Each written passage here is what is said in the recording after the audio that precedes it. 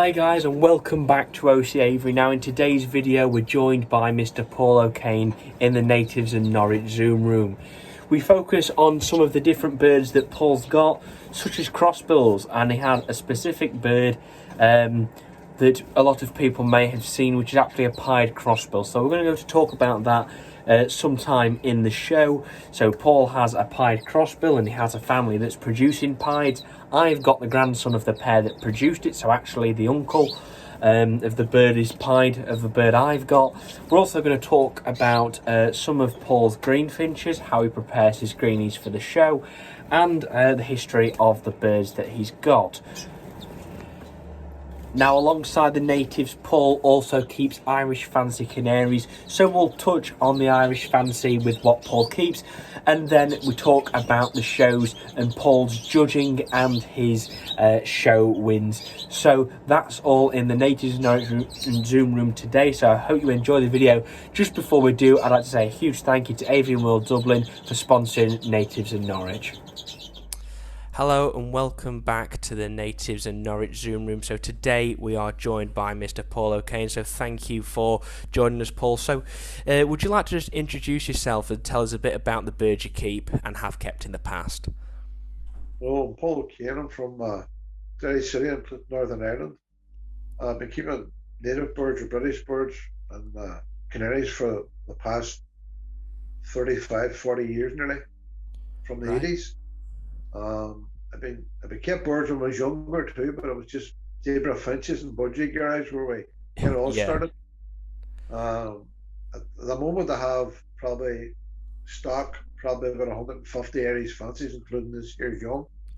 I have green finches, probably 30, 40 green finches there. I have crossbills, I have suskins, red poles. I have a pair of bullfinches there as well, a few mules. And I have a hand-reared thrush. I reared them 4 years ago. Oh, brilliant! So mainly my bird was over the years was sort of green finches that concentrated on them, but I still always kept a few different types of British. Got you. Mostly Finches, red poles. I have a pair of goldfinches there too, but I haven't bred goldfinches in years. Just not having the room, concentrating on mainly green finches and the crossbills this last few years. Yeah. Brilliant. So is that been your focus since really it started about 40 years ago? Just the British birds then, and the Irish. Yeah, when I started keeping the Irish, I kept the British with them. Right. I always had both from as far as back as I can remember, and always showed the both. I was sort of got into green finches. They were probably easier bred of all the natives at the time.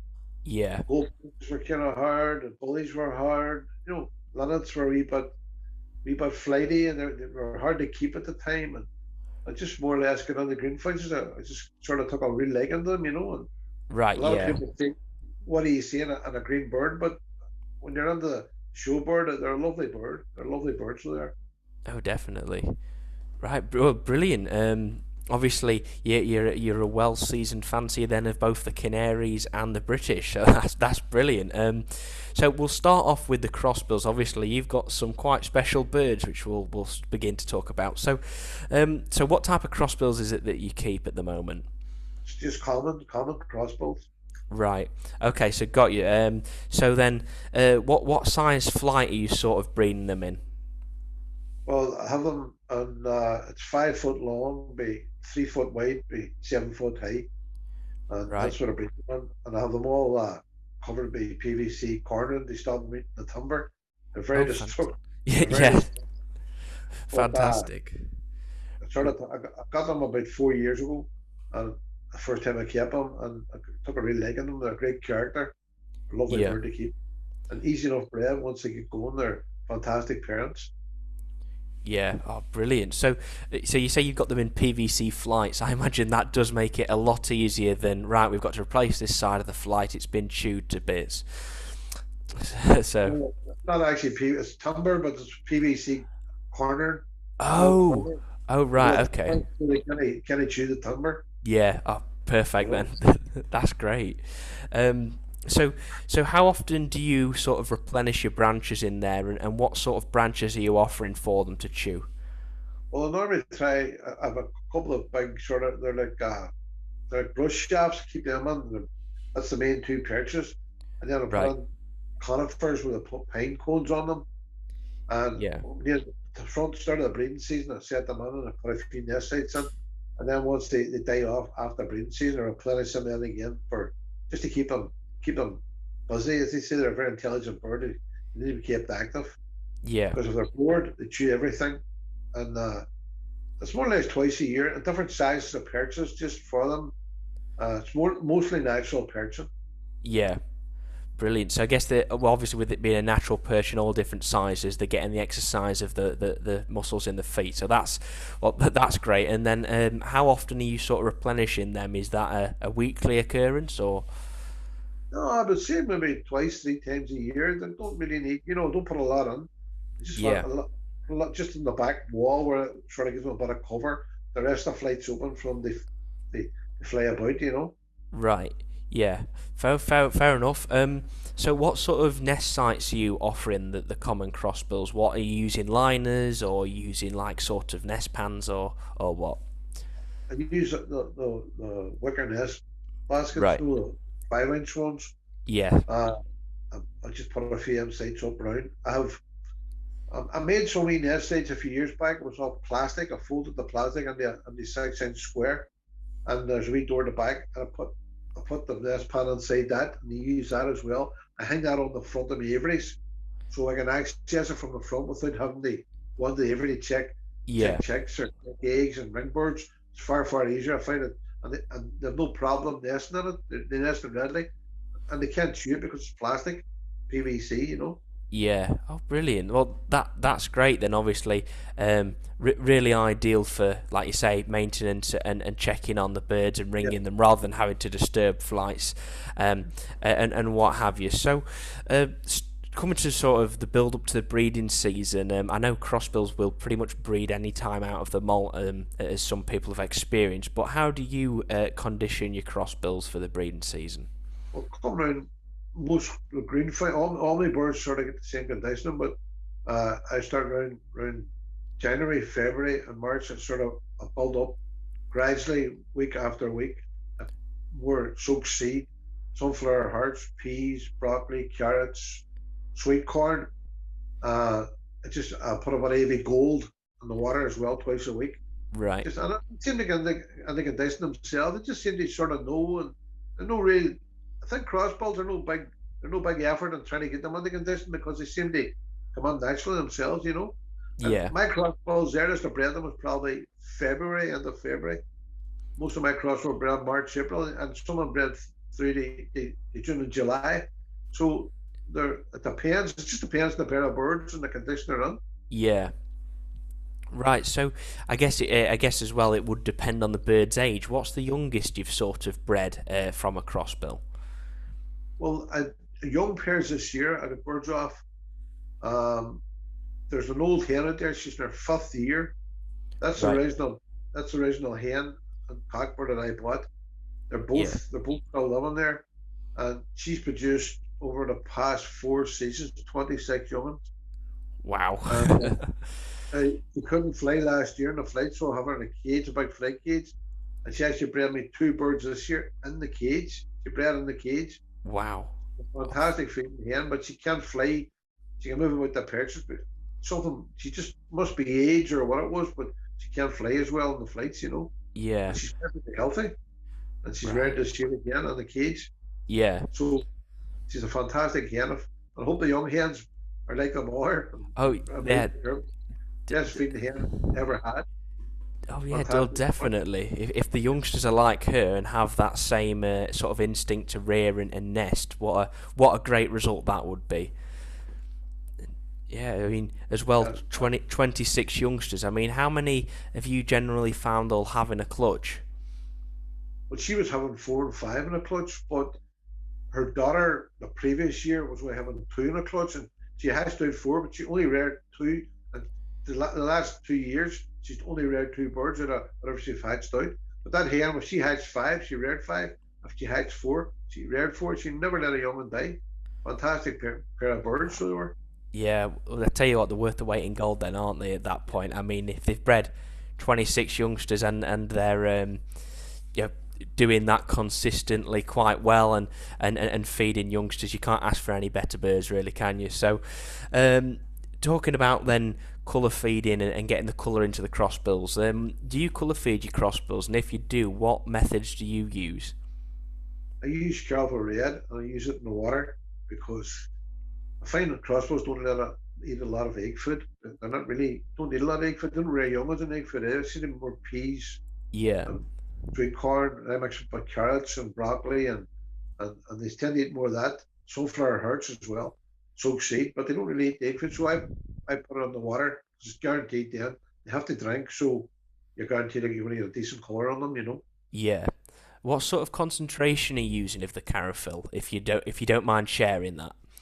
Well, I have a wee small scoop. It's a wee teaspoon scoop. I put it on the water, and if you can just about see through the water, it's not pure thick. It's just if you can see through it, that's enough for them. Right. If you find that if the bird's droppings is pure red, you're feeding them far too much. So Yeah. they dilute it a wee bit then.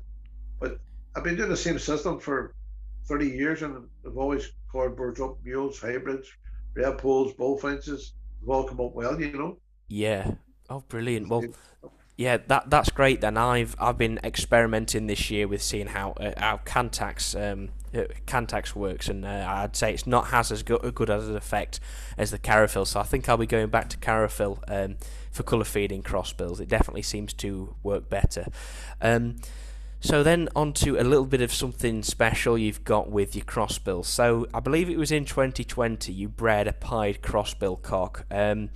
How did that come about, and how did he perform for you this well, year? I'm sad to tell you the bird died pre-breeding season. I lost him. Oh no!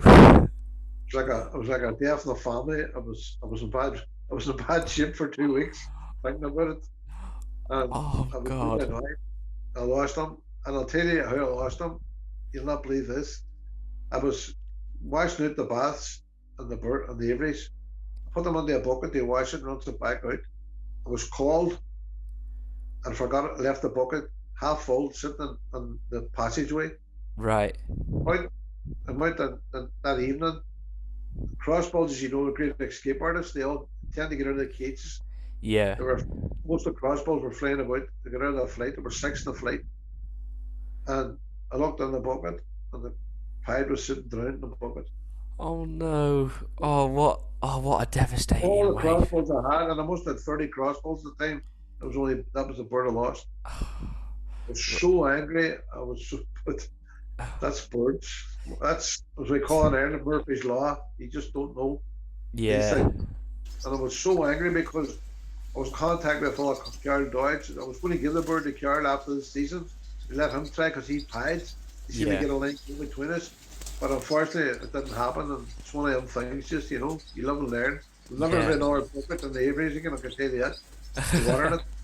Yeah. Learn from that mistake, but Yeah. wow, what? Oh, that's gutting. It's always the one that you like, almost love the most, the one you want, and it has to do something stupid like that, drowning in a Always bucket. your best bird, as you say, always your best bird. You tend to lost or something happens. Yeah. Oh God, what a shame. Well, although that's quite a blow. Have you bred any more off that pair? Any more pieds that's happened? The young ones are for the year. Say I bred her in a cage this year, but they're just starting to colour up at the moment. So I think there's two young cockbirds there. So Right. um, I didn't realise that bird was pied. He had finished the fully molted because it never showed no signs. It was like a normal bird. And then when I looked at it, I thought maybe this bird's not fully colour fed. And then Yeah. I realised the bird was finished. And then I had a look at it and thought, pied crossbow, never heard of it. So I put it on the sites, and the boys were saying, Carl Doyle's come back and he says that's you have a rare bird there, Paul. He says because I've been breeding pied hens, but never got a male bird. So me and him discussed it, and he got a brawler off it, which he said to me that he started to mold out a wee bit white in the back of the head.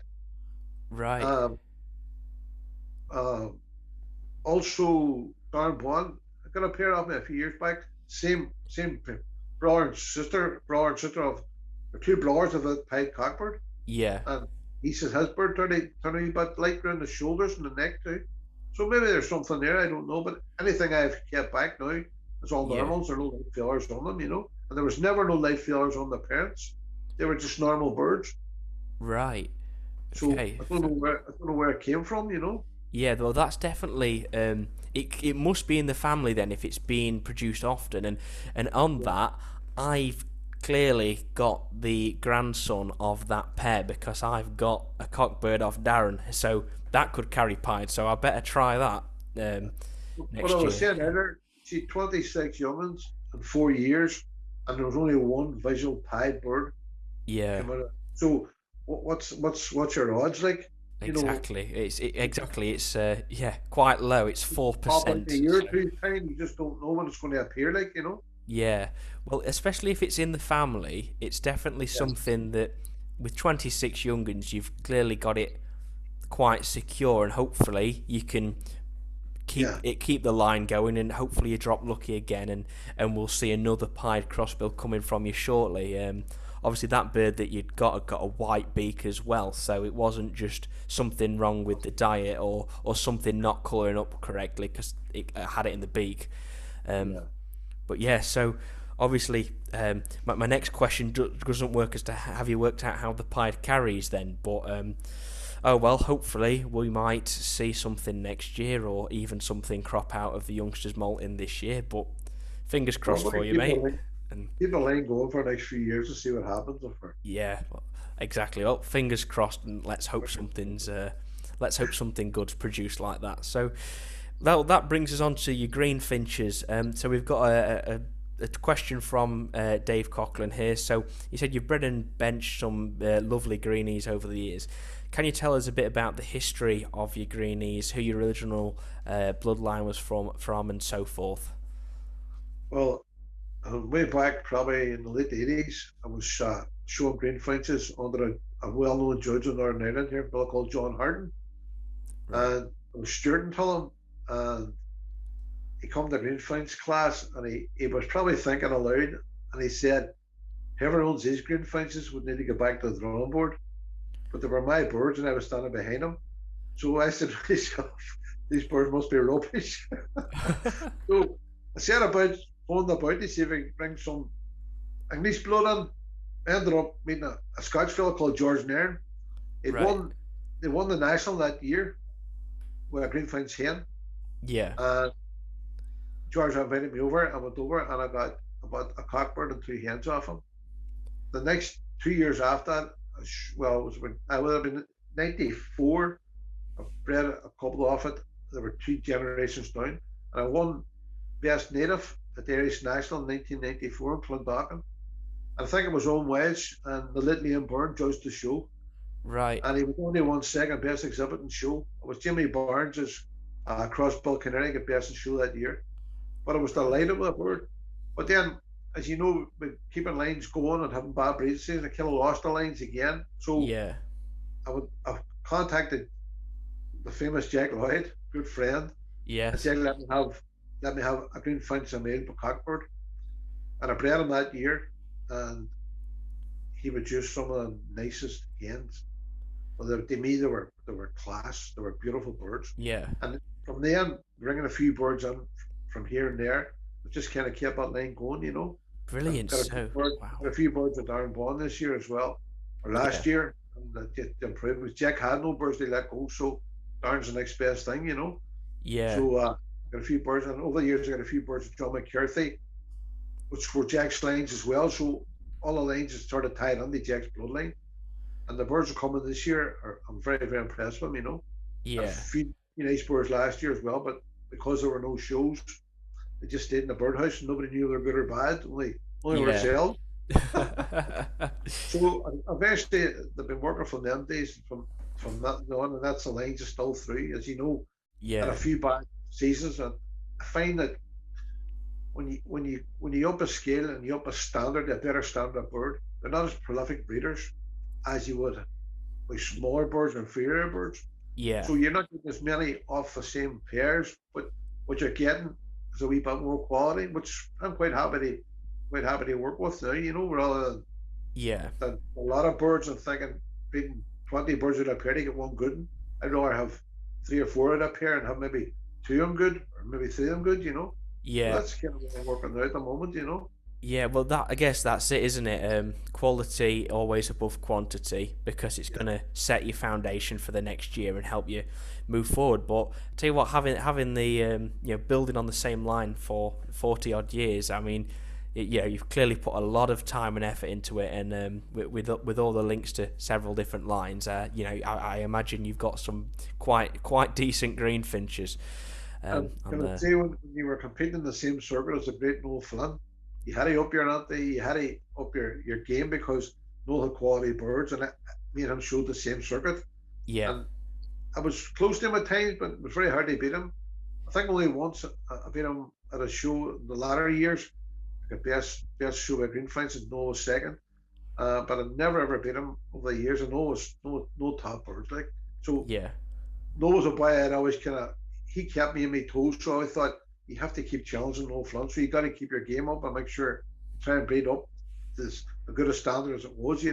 yeah, But I find nowadays that looking over the past 5 or 10 years, a lot of lads have quality green finches. A lot of great birds out there now at the moment, and I yeah. find now that the big buff birds tend to be disappearing. It's a lot of yellow birds now, good colour birds.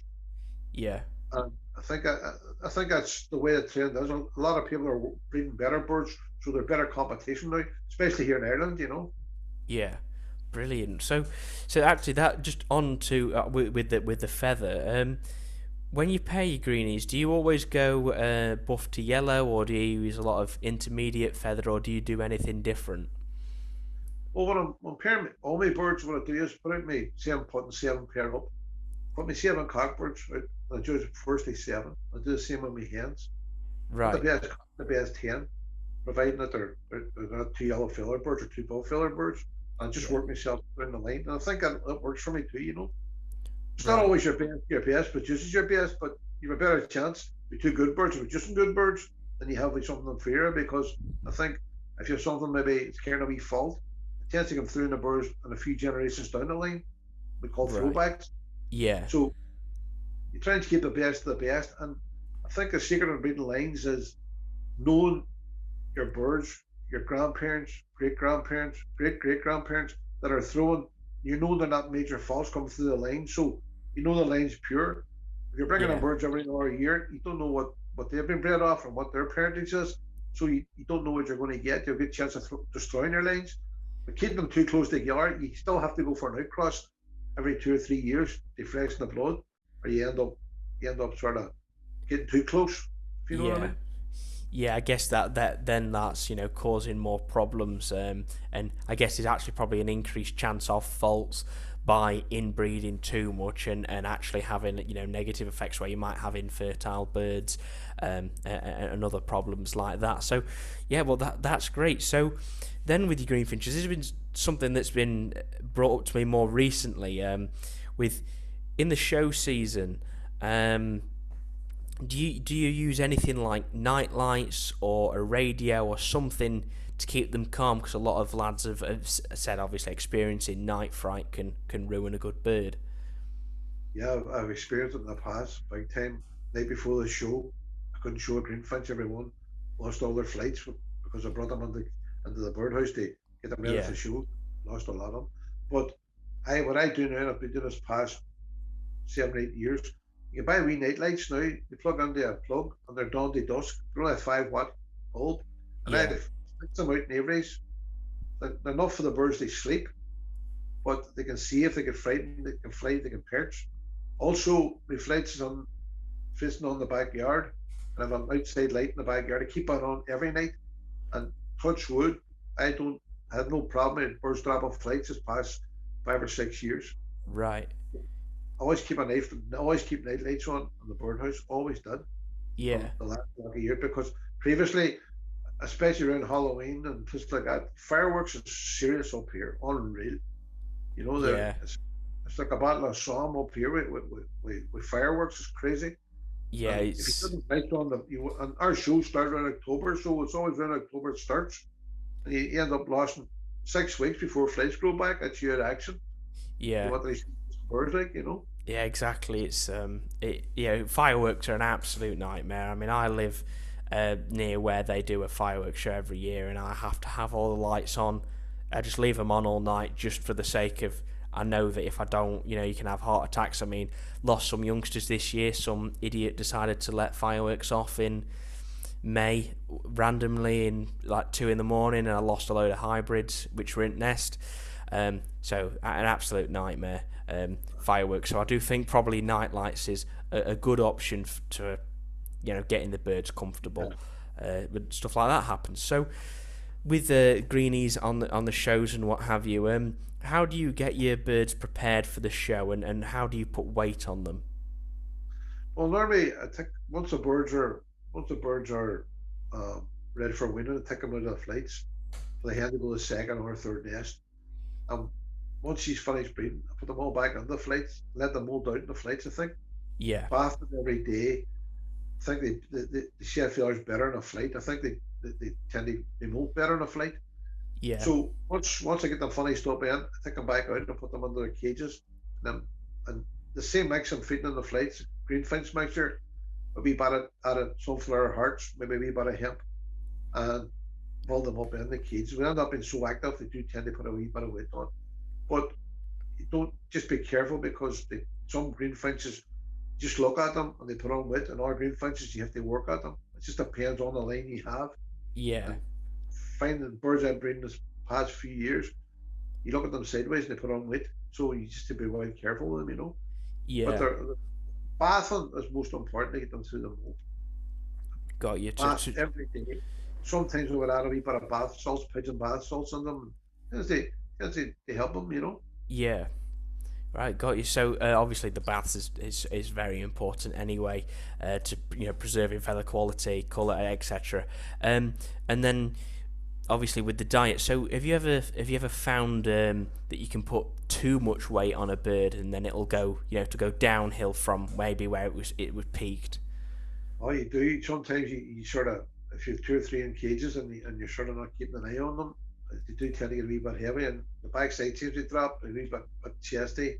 And you find the feathers the backside seem to, in the flu area, seem to drop. You know, they're far too much weight on them. So back Right. on for a week or two, cut the diet down to a mixed canary or a Yeah. British mix, whatever you use, you know, and they tend to lose it again.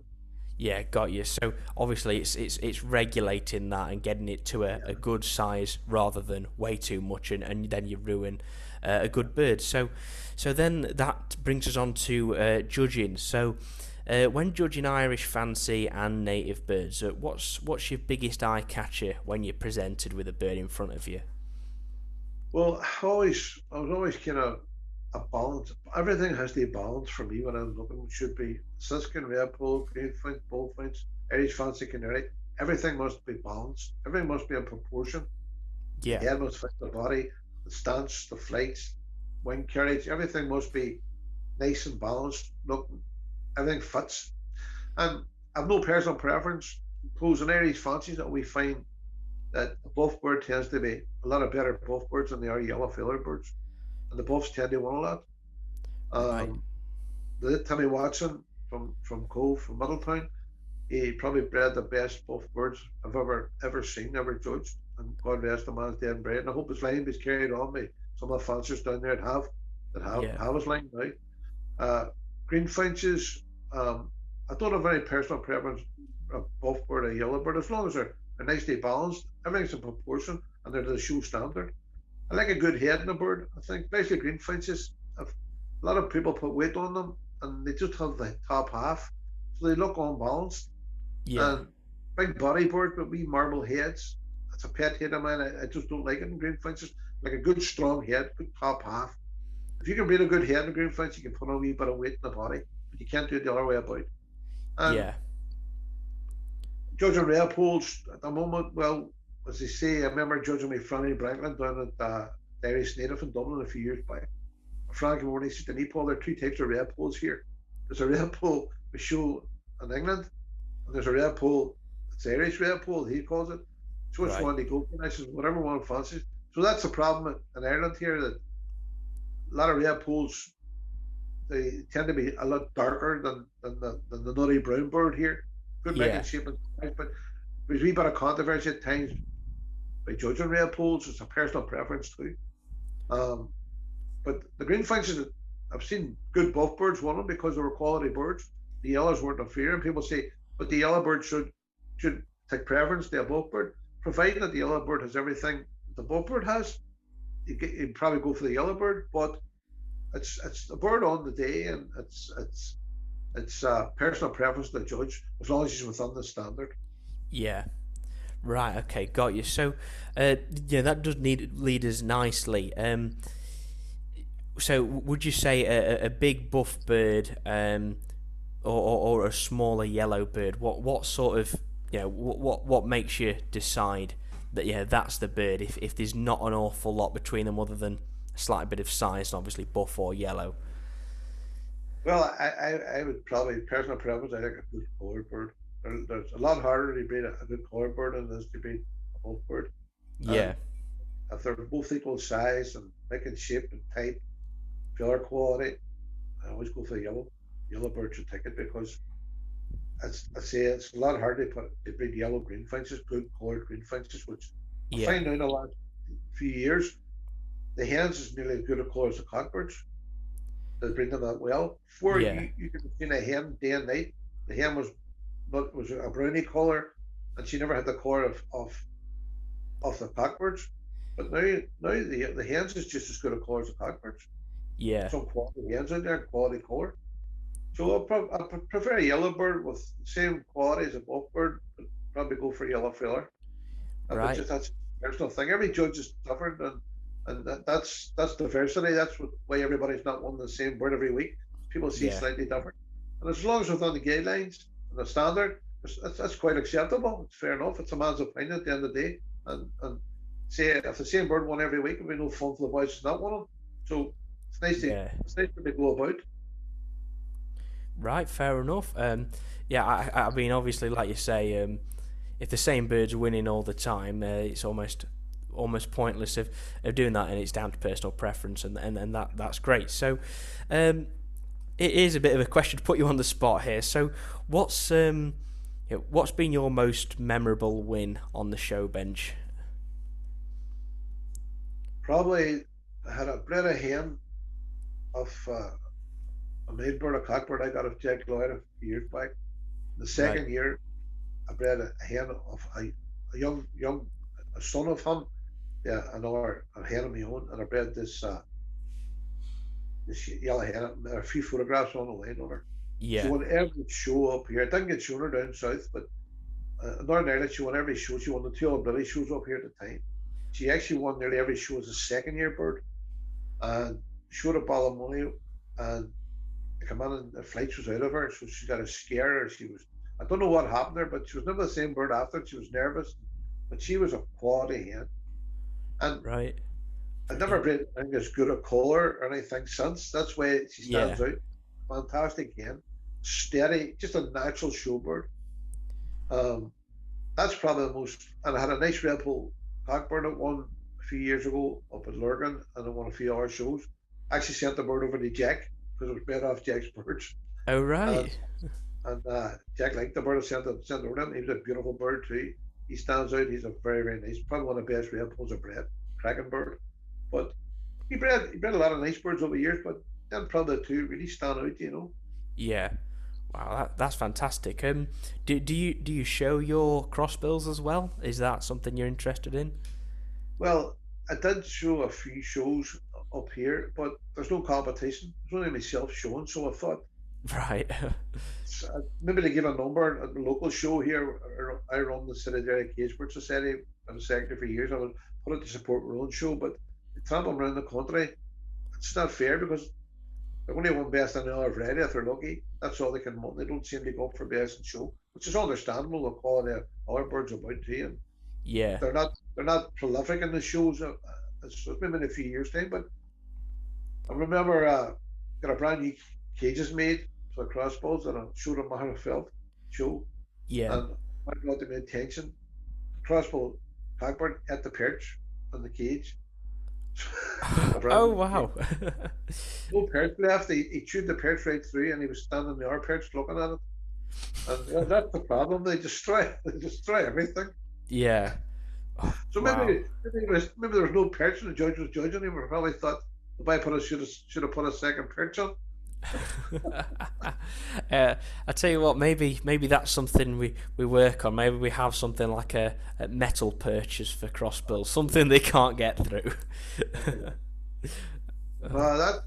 That's why I don't show. Well, I will show them. I will still show them. I still have a dozen cages there for them, so I will Yeah, show them. I think they're a lovely bird, and I'm not saying that they've already won something, but it's the very few judges will put up a crossbow because a lot of people don't sort of keep and see much of them at the shows, especially here. Like only yeah. sort of the last few years starting to come to show them here. Right, yeah, no, fair enough. Well, yeah, so, well, anyway, that does actually bring us to the end of our questions. So, is there anything else you'd like to mention to any viewers of this and of the channel? All you can see is we've had a bad last season with the COVID, and a lot of fanciers maybe are thinking about calling it a day with shows. We're looking to get back to showing and sort of stick in there because I doubts myself about calling it a day because I've been showing from the early 80s, never really missed a show season right Yeah, through. And I would do maybe 6 shows up here in the circuit, 2 British shows. Uh, I don't get down south as much now because it's the weekends working and traveling, and you need to take 2 days off your work to get down, and yeah, so it's I love to get down south because the competition's down there, But Northern Ireland, we've run these shows up here, and they're good competition too. But um, you must have shows big time. It's part of your life. I'm 59 now. I'm keeping birds from 8 years of age, and it's kind of part of your life. yeah, I can't. I've often said to myself, is it worth all the hassle? Because the minute start calling over the COVID, you were here on your own. You were working with your birds on your own. Birds seeing nobody, only yourself. So I want to say to people, keep the faith, stick in there, and hopefully things will settle down and we'll get back to the way we were, showing yeah. birds and meeting people and a cup of tea and a chat. And that's like social side. It has a lot to do with keeping birds. Yeah, oh, definitely. It's not just about taking the birds to the show, but also the social aspect of it, having a chat with everyone, and talking about birds, because obviously that's what we enjoy. So I mean, I hope all going well. The show season will be on this year, and we'll have we'll have a good show season, obviously both in Ireland and in the UK. So that would be great, and fingers crossed that all goes well. And obviously, thank you for coming on the call and sharing just a small part of your knowledge with us. And although it's a real shame to hear about the pied crossbill, everyone have the fingers crossed for you, and hopefully, yeah, hopefully something comes out for you next year. Fingers crossed. Yeah, Thank you for having me on, Oliver. You're yeah, doing a great job. So keep it up. yeah. Thank you Best very of- much. Thank you very much. You're Means right. a lot. Right, thank you. Bye bye now. So that brings us to the end of the Natives in Norwich Zoom Room with Paul Kane. So I hope you've enjoyed this video. If you have, smash the like button and hit subscribe down below so you don't miss any more episodes of the Zoom Room, any of my bird room tours, as well as episodes, obviously almost weekly, from my bird room with my red poles, my greenies, my bullies, and all the exciting things we've got happening this year. So thank you very much for watching, and I'll see you in the next video.